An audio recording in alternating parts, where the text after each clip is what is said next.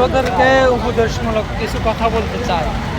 আপনারা আছে না, আপনারা মেডিকেল শিক্ষা শিক্ষিত, পুরা শিক্ষা না হলেও চলবে, কারণ মেডিকেল শিক্ষকেরা শিক্ষিকারা আর মেডিকেল ছাত্রছাত্রীরা প্রযুক্তির উপরে নির্ভর করে। তারা প্রযুক্তি টেস্ট, এই টেস্ট ওই test, P test, ECG, x-ray, মানে এমআরআই, কত ধরনের টেস্ট, তারা টেস্টের উপরে নির্ভর।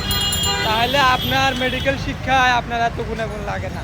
বর্তমানে বহুত নার্স দেখছি, বহুত ডাক্তার দেখতেছি, অনেক কিছু জানে না, কিন্তু অনেক বড় বড় ডাক্তার, অনেক বড় বড় নার্স, তারা রুগীকে সেবা দেয়। একটা ক্যানালা লাগাইতে পারে না, একটা মাস্ক লাগাইতে পারে না, একটা রেগুলার মাস্ক লাগাইবো এরকম সিস্টেম বুঝে না, করোনায় ওষুধটা ডালবো, বহু আছে এরকম।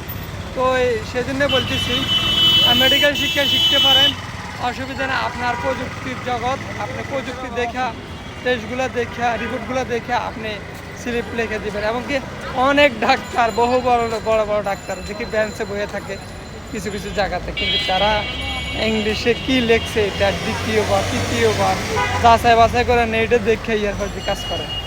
এই হচ্ছে বর্তমান পরিস্থিতি আমাদের দেশে। আমরা আর কি বলবো, খালি বলে সরকার দুর্নীতি করে। সরকার দুর্নীতি করবো প্রত্যেক, দুর্নীতি প্রথমে আমরাই শুরু করে দিই। আমরা এত দুর্নীতি প্রথম জনগণে করে।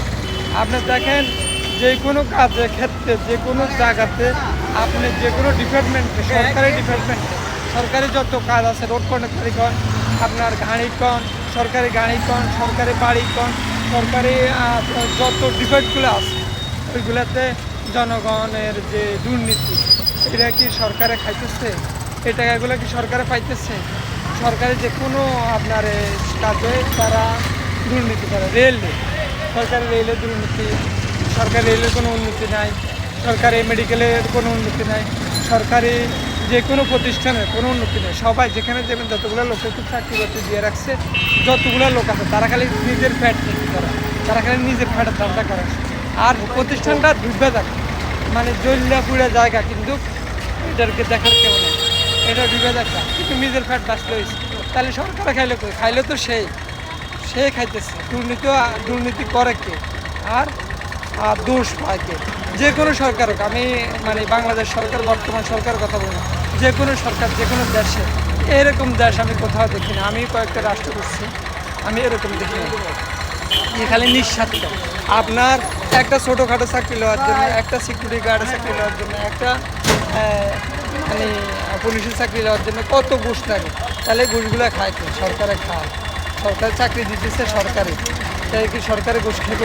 সরকারি ঘুষ খাচ্ছে না। কিন্তু আমাদের দেশে যে পরিস্থিতি, ঘুষ প্রতিটা সরকারি প্রতিষ্ঠানে, দেওয়ালে, আয়া, নার্স, কর্মচারী, তারপর যাইয়া আপনার security guard, Ansar, BDB, BJP, যতটা সরকারি প্রতিষ্ঠান আছে, তারা সবাই খায়। তবে সবার মধ্যে দুই একজন বাদ আছে, যেমন বেনজির আহমদ, বাবা রে, পুলিশের আইজি, ওনার কথা তো আসছিল কি, উনি কে রাখেন না, বাবার লাগেন একটা বাপের বেড়া, বাহাদুর সন্তান, কত স্মার্টভাবে কথাবার্তা বলতে, এইভাবে গাড় ঘুরাইয়া, আমি এই করবো সেই করবো, ঠিক আছে, আমি এইভাবে করবো। কিন্তু এখন একবার শয়তানটা ধরছে, এই অবস্থা। শয়তানের পরিস্থিতি এখন সবাই চিনছে, জানছে। এরকম হাজারো শয়তান আমাদের দেশে লুকিয়ে আছে। আর বেশি কথা বলবো না বন্ধুরা, সামনে আরও অনেক কথা বাকি আছে। আমি পুরো বাংলাদেশ ঘুরতেছি, সেই জন্য আমি জানতেছি, দেখতেছি দুর্নীতি নিয়ে। আমি রেলের ভিতরে যে দুর্নীতি, হাসপাতালের ভিতরে যে দুর্নীতি, সেটা আমি তুলে ধরবো বাস্তবে।